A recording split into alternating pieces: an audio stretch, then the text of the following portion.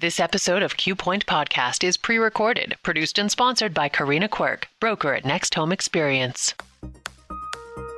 Different views. I know your story. From different cues. Incredible job. He's David Quirk. You brought it up. And she's Karina Quirk. Imagine. This is Q Point.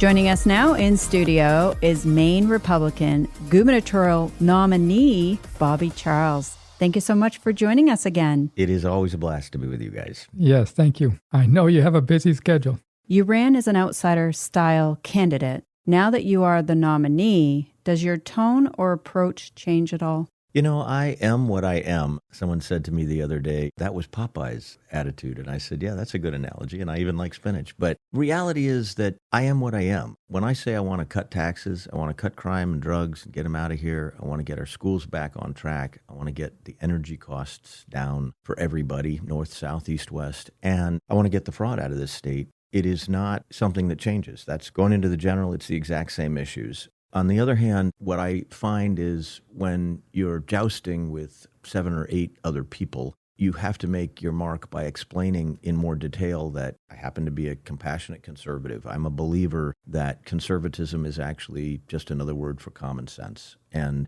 when you're in a primary, there's a lot of jousting back and forth about details. I would say that the contrast between me and Pingree and Bennett, who really has turned himself into a leftist in recent years, is very strong. There's a very clear contrast. So I'll tease it a little bit. I will be releasing a big tax-related, economy-related, right-sizing-related press conference and plan in a couple of weeks. But the gist of it is everything that I am. I'm not changing. It's who I am. And you can like it or hate it. If you like socialism, you won't like me. Speaking of the other candidates, during the primary process, there were a few tiffs online that we've noticed. How do you bring all of the Republicans behind you that may be a little upset that their candidate didn't win? You know, I think we share so much more, all of us who call ourselves Republicans, I'll even say who call ourselves conservative Democrats or independents. We share so much more in common than we have as a difference. And those numbers, when I say that, it's like a 95-5. We actually believe in smaller government, lower taxes, a good moral compass, a sense that we need to be safe in our day-to-day lives. We want our kids to have a prosperous future. Those are all common points. And what's interesting is I've talked with or had exchanges with every single Republican candidate who was in this mix. And it's never easy to pick up and move to the next chapter. I've never been in Olympic trials and ended up in an Olympic race, but it's probably like that. What you have to remember is I deeply respect each of them. Every one of them would have made a better governor than Janet Mills or Pingree or Bennett. I mean, it's a straightforward fact. So we have actually had incredible conversations. I talk with one or another of the candidates probably every day. Yesterday had a great exchange, was in an event with Robert Wessels. 2 days maybe before, had a great conversation with David Jones. Last night was talking on medical issues, healthcare issues with Jonathan Bush's wife. She was at this same event in Kennebec County. To go down through the whole list, had good email, text exchanges with Ben Midgley, have spent a long amount of time on the phone with Owen McCarthy. I had a great call with Garrett Mason, actually have begun hiring people over into my camp who were with each of these people. So Dale Kraft Jr. is with me now, who was with Garrett. We all believe basically the same things. And the question is, who can right now step up to bat and put a ball over the right field fence? And that's what we're trying to do. I guess I'll just end by saying we all understand this is existential, by which I mean if we don't win this cycle, Maine will never be the same again. It is already drifting so hard and so fast to the left that we're in very troubled waters. Speaking of Rick Bennett, are you concerned that he will be pulling away Republican votes? If the Rick Bennett of 5 or 10 years ago had showed up, maybe. But this guy, I bumped into him at a lunch the other day. He just has a strange view of the world. My perception of him is that he's very much like the old Arlen Specter, who started out kind of like a moderate Republican, but then thought that the way to victory, since he couldn't win the Republican nomination and he couldn't win the Democrat nomination, was somehow to steer hard left and redefine himself. And the thing is, the average voter is really smart. The average voter, like 80% of the voters, are very smart. They look and they go, well, okay, he was over there and now he's hard left. Now, what's he in favor of? He voted for sanctuary state status, so he's putting illegal aliens over citizens. He's all for spending mass sums of money to give them free health care and benefits and free housing forever. Well, that's not what I believe. He's all for putting boys and girls sports, and he's got different justifications for that. Well, that's not what I believe. He's all for these safe injection sites effectively giving away needles everywhere that show up when I'm walking my dog. I'm not for that either. So I think anybody who has a disaffection for Hannah Pingree will likely turn to Bennett and say, well, he's been around longer. He's been around since 1990. He's kind of a well-worn shoe, but he's now drifted over to the left, so maybe he's more like the left, so maybe he'll pick up those votes. I look at both of these individuals and I say, what have they done? They've spent their whole life as Washington insiders. When I made a pledge to say I'm not going to take any money from lobbyists, I'm not going to take any money from law firms that lobby, I'm not going to take any money from CNP, I'm not going to take any money from the AI data centers, neither of them would step up and take the pledge. Well, that tells you everything you need to know. These are bought and sold insiders. If you have an expectation that someone giving you money expects a favor, then you're part of the problem, because this is a system that has normalized corruption. Whatever level you want to put that corruption at, Mainers are sick and tired of it. And that, by the way, is really why I think, despite all of his really egregious errors in life and statements and whatnot, Graham Plattner got some people behind him, because people are sick and tired of the Augusta insider, and they just don't like the process, particularly right here in Maine in Augusta. I think they think the process is corrupt, and they're absolutely right. I was a federal investigator for 5 years as a part of my life and a federal litigator for a longer period, and I've never seen the level of corruption that I see here, even in the federal government. Part of your career was working in D.C.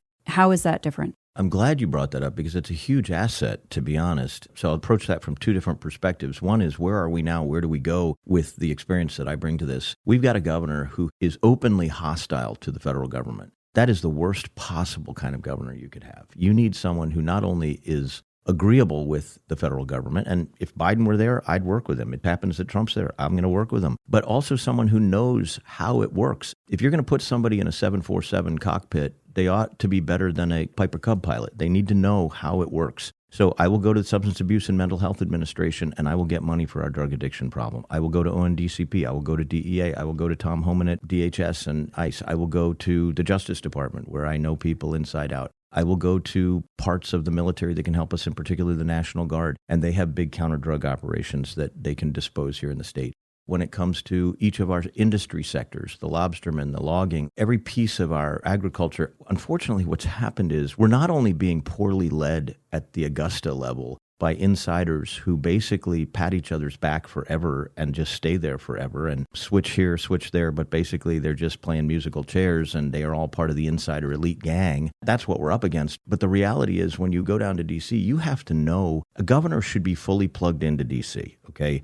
Every good governor in either party is plugged into D.C. The notion, for example, that we could have a 250th anniversary here of our country and the governor says, nah, we're not going to go down there because Trump is in charge. That's a foolhardy way to look at the life. I mean, listen, if you love your state, you need to love your state more than you hate some other politician. And that's why we organized, and a lot of other people did organize, to get businesses down there. Some great businesses went down. Reads Across America did their radio broadcast. On the personal front, my life has been a life of service. Not to replay the primaries, but I grew up in a town of 500 people. I had no connection to anything, not to college, not to D.C., not to anything. My mom was a school teacher who taught in Monmouth for 40 years. My father had left the family, unfortunately, at an earlier age, and I was enlisted Navy and never went to college. My mom basically said, Bobby, you never say no. You always say yes. You get an education. You help other people. The servant's heart is the way to a good life. However you define a good life, that's what she thought it was.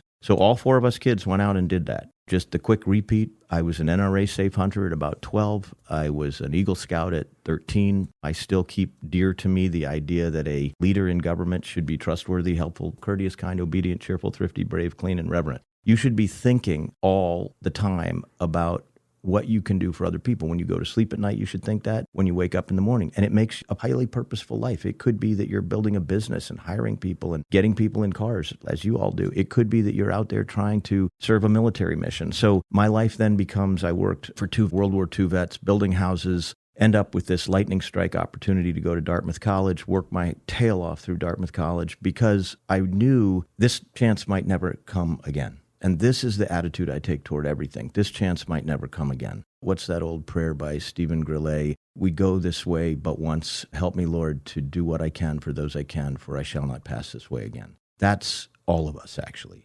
So thinking I could just fail out, since these people had a lot of money and they came from places I couldn't even pronounce, I needed to succeed. And so from there, won a 2-year scholarship to Oxford University, where I studied economics for 2 years, which again will come in handy. Then won scholarships and worked my way through Columbia Law School, ended up clerking on the Ninth Circuit U.S. Court of Appeals for a Reagan appointee, which basically just gives you a good acquaintance with constitutional law and some of the harder issues that lawyers face. And then a sequence of things. I had taken out loans, $250,000 worth of loans, together with work to get through school. I was bound and determined that I would pay every bit of that back as fast as I could, and I did. I worked in a couple of law firms, worked very hard there. Never did lobbying there, just worked hard doing litigation. And then eventually got a chance, did 9 months in the Bush White House, which was an interesting experience, working mostly on counter-narcotics and some of the things like the LA riots. And then went back to litigating a couple of years and eventually ended up being Newt Gingrich's more or less top investigator, doing all the work on counterterrorism, counter-narcotics, but also oversight.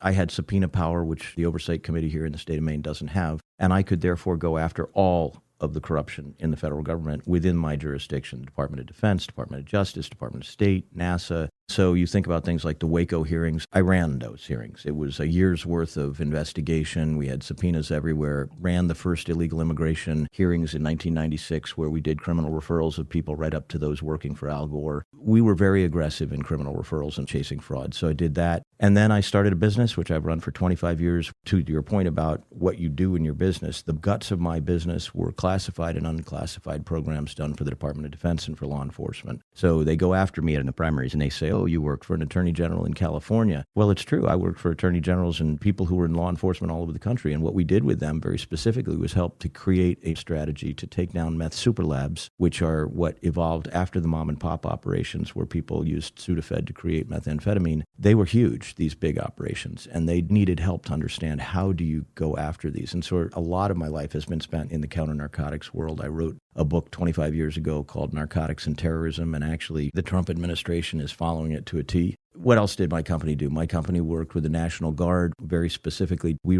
created the modeling that is still used in the Pentagon today to take politics out of the distribution of resources to all 50 states for anything that relates to law enforcement support, counter-narcotics, counter-terrorism, any of these security-related issues, border security. National Guard plays a really big role in that. Did that for years for all 50 states, including for Maine. Did, again, classified programs. Chiefly, I was 10 years a Navy intelligence officer, so a lot of that was useful background. I was cleared at the top level, TSSCI, to know how to go after some of this stuff. So we did a lot of that. We worked in the Pacific, where the Pacific Command worked for the European Command, the African Command, and the Southern Command, which is all of this hemisphere, basically south of Mexico. And a lot of it, again, was tied to big program management, metrics. We did a lot of the performance measurement work that the federal government uses today. We set up models so they could do that. And then what else? I worked with nonprofits. I worked with Partnership for Drug-Free America, helped them get really moving. Dare America worked with the National Narcotics Officers, which now has 75,000 law enforcement officers nationwide.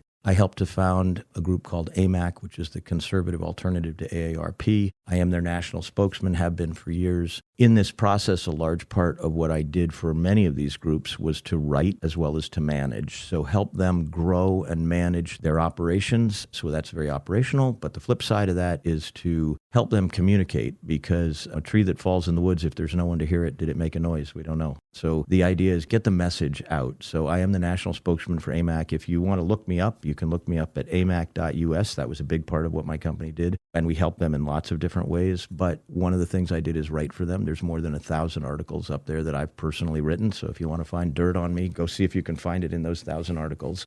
I also wrote 2 other books during that time block. One is called Eagles and Evergreens. And the point of that book, it's written about growing up in a small town in Maine, but it's also meant to highlight, because we worked with veterans groups, to highlight the lives of veterans and what they have actually done for America. And to put it in a nutshell, to understand that America is not an accident, that America is the product of extraordinary sacrifice. And so I interviewed hundreds of hours of interviews with World War II vets, Korean War vets, and that book is called Eagles and Evergreens. The second one, really the third one, the first one's kind of boring, Narcotics and Terrorism. But the second interesting one is called Cherish America, Stories of Courage, Character, and Kindness. And it also features Mainers, but not just Mainers. It's 56 stories of people that did not know if they had the courage to do something or not. And it turns out they did have the courage because they tried. So that book is very readable, and it'll give you an understanding of, I describe my company in a couple of spots in that book. And then the business about, you're in the D.C. area. Well, first of all, D.C. is where the power to solve a lot of problems exists. And I was, again, 10 years Navy intelligence. I did time at the Pentagon. I volunteered for active duty on 9/11 when my unit was actually hit and 7 of my friends were killed. I am unapologetic about the idea that my life of service has involved private sector growth, public sector growth, nonprofit growth, military service. It's all about service, coming back to my mom and those World War II vets and the Boy Scouts. This may sound trite. It might sound quaint. It might sound irrelevant in the modern socialist world, but I truly believe individual responsibility is the key to everything, and hard work is the key to everything, and that really means on what are you going to work? And if you really want to be purposeful, you want to work on things that help people. That life of service, the servant's heart, it really underscored my whole company. Anybody who ever worked for me, over the course of years, I'd had to fire a couple of people for integrity issues, but by and large, everybody who worked with me knows great place to work, totally service-oriented. Some of the people that worked with me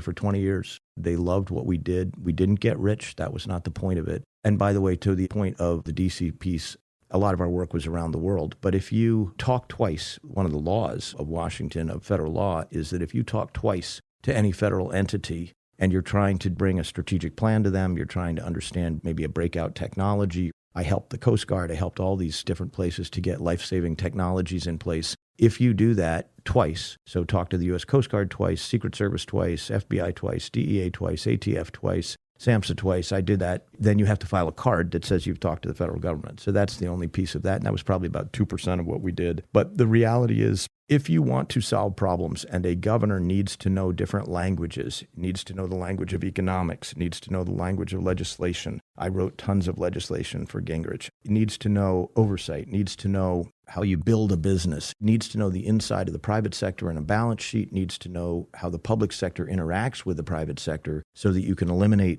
duplication. You can knowledgeably get to the bottom of regulations that need to be thrown out, taxes that need to be thrown out, et cetera. So I guess bottom line, I grew up in a little town. I was like Lou Gehrig, luckiest guy in the world. I got to go to college and get some education. I got to work in the Reagan White House. I got to work for Newt Gingrich for 5 years. I worked as an assistant secretary of state. I was entrusted by the president of the United States and by Colin Powell to set up and train all of the Iraqi police in a year. We did that, 35,000. Same thing in Afghanistan, 7 locations, 37,000. Same thing in Colombia, helped bring down the Cali cartel. We did that. And managed billions of dollars and removed bureaucrats that didn't belong there and rewarded the people who worked hard. My view is Maine is a big project. We are in a very serious moment. It's a very dire moment in a way. And whether you look at that through the point of view of a family or a student trying to get an education or a job or pay for rent, or you look at it from the point of view of a small business, 90+% of our businesses are small.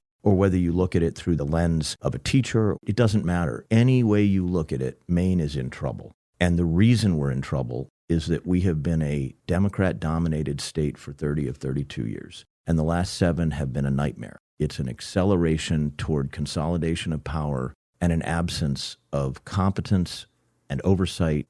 And unfortunately, that breeds corruption. Well, the next governor, chances are going to have to work with 2 different presidents, the one that's current and then one that will be elected a couple of years from now. Yeah. How do you see that going? You know, I'd like to believe that we get a successor to President Trump, who is a good free market, national security and public safety oriented president, maybe a President Vance or a President DeSantis, but I don't know. The bottom line is relationships in life are everything. You have to get along with people. You have to be able to understand their motivations. You have to be able to understand how they see you and what the mutuality of things is. And Maine needs the federal government. Look, I'm a 10th Amendment guy. I love states' rights, but I think we are heavily dependent in the healthcare area, in agriculture, in public safety, everywhere. We are heavily dependent on the federal government. And what I would like to be doing with the federal government, because the economy comes front and center, affordability is front and center, what I would like to be doing is working with the president, whoever the president is, to reduce a lot of the regulations that Maine suffers. Every sector suffers federal regulations, overtaxing, overregulation, over-intrusion, I will call it, by the federal government. I'd also like to align our state tax code much more closely with the lower taxes that the federal government, in many areas, I want to see no taxes on tips and overtime. I want to see a lower income tax. I want us to work on reduced taxes across the board. So I think there's plenty of room for cooperation. I think that it really is what's in your heart. Are you willing to be patient, persistent, consistent, thoughtful, and smart about how you interact with the federal government, or you just want to walk away? That's a pretty bad strategy generally in life, and it's not a good strategy when you're dealing with the federal government. How do you plan to improve the economy? I will say there's a lot to be said on the economic front, if you'll indulge me for a moment. Right now, we're on what I would call a vicious cycle. Everything that could be done wrong is being done wrong in this state. And you might say, well, geez, Bobby, that's a pretty strong statement. Well, we're overspending. We had a 77% increase in the last 10 years in spending by this state, a state that has an average income or a per capita income of $42,000. People cannot afford that. We have the highest property taxes in the United States. Why do we have the highest property taxes? Because we have hundreds and hundreds of unfunded mandates that have been pushed by a Democrat-controlled legislature and governor down on towns and counties that cannot afford them, and their only means for paying for those mandates in the schools, in the jails, everywhere, environment, is property taxes. So we are crushing two groups of people. We're crushing the whole state, but in particular, we're crushing seniors on fixed incomes who simply cannot pay these property taxes. I do events and people come up to me afterwards. It happened in the last several weeks. And they said, everything you say is true. We just lost our home because we couldn't pay $4,000 in property taxes. Now, that might or might not be a special case, but it's probably the tip of the spear. And it's only going to get worse and worse and worse because they keep pushing these unfunded mandates. And by the way, the other group is young people. Young people leave the state because they can't afford the rent. I have some of the highest following in this entire race. I was the highest of all the Republicans for young people. Spike. Why? Because I am focused. The young people understand. I bump in them all the time. Bobby, if you can do it, if you can get my rent down by getting property taxes down, by rolling back those unfunded mandates, and if you can get income tax down over a block of 4 years, I can afford to stay here. I'm a sixth generation, or maybe I came here hopeful because I was working at BIW or I was working somewhere else. They will stay here. One of the things I really want to do, I'm teasing out a little bit ahead, but I want to get a $100,000 tax homestead exemption for everybody in the state of Maine, and I want to buck that up for seniors and buck that up for those who are first-time home buyers, because that's the way you keep people here. The vicious cycle we're on, overspending, massive overspending on solar, on wind, on illegal immigrants, on waste. We've got massive overspending, we've got overtaxing, and we've got overregulation, which produces decline. And again, I have a master's in economics from Oxford, macroecon. It creates a contracting economy, and that chases the tax base out of the state. So flip that entire script and think in terms of a virtuous cycle, not a vicious cycle, where you cut waste, you cut duplication, you end up cutting the excess spending. You don't have to cut any services. You actually use the surplus. We get a surplus every year, and they just spend it. They don't give it back. They don't say, no, we need to cut taxes. They just spend it. So you cut taxes, you cut the overregulation, and what does that produce? For John F. Kennedy, for Ronald Reagan, for Donald Trump, for anybody in the history of mankind, it produces growth and prosperity, which means that you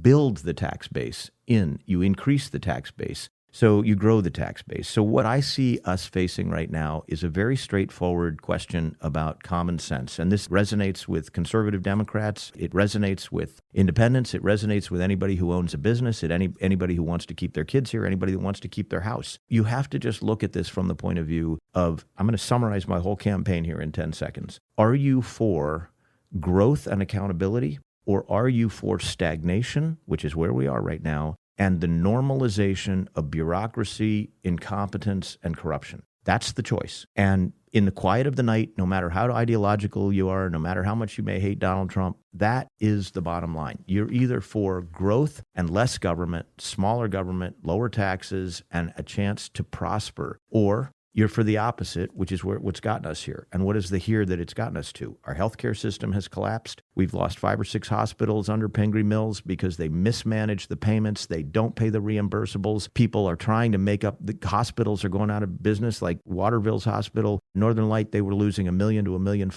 a month. And so they just closed their doors. Why? Because there's so much corruption in MaineCare, and there's 100,000 people that don't work and just grab it. They come here to this state to grab it. We're like a giveaway system. We're like the money tree. Just come to Maine, and somebody who's working is going to pay for everything you want, and you don't have to work. And that's true of illegal immigrants. It's true of all kinds of people that are on MaineCare that don't belong there. You got to stop that. You got to get back to a system that isn't viciously hurting the worker, and you need to get back to rewarding the worker and honestly making the place solvent. So you've got the healthcare system, you got the housing crisis, you got the drug addiction crisis. This is a particularly strong point for me. The notion that you give away 4 million needles, and both of these candidates, Bennett and Pingree, think that's great. She lives on her island. She's never seen a needle on the street on that island, I guarantee you. And she's got no homeless encampments on that island either. So out of touch is a problem for the Democrat Party. If you've held power too long, you get drunk on power and you begin to think that you're always going to be there. And we need to stop that. We need to break that cycle. So we've got the healthcare crisis. We've got to fix that. We've got the overtaxing, overspending, and waste and fraud and abuse in the MaineCare system. That, of course, leads to too high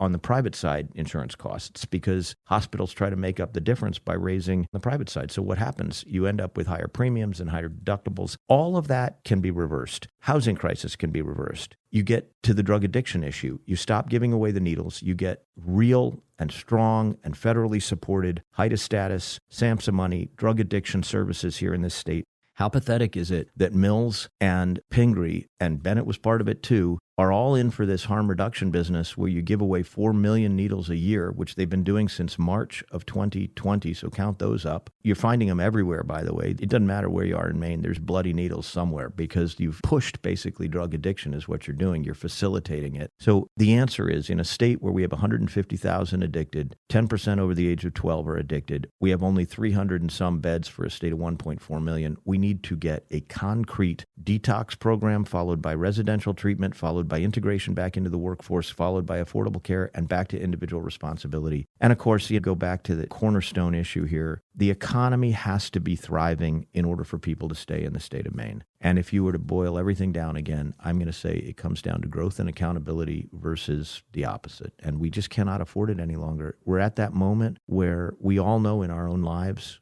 that if we don't right-size the government, get costs down, and get accountability back, Maine will become something we don't recognize.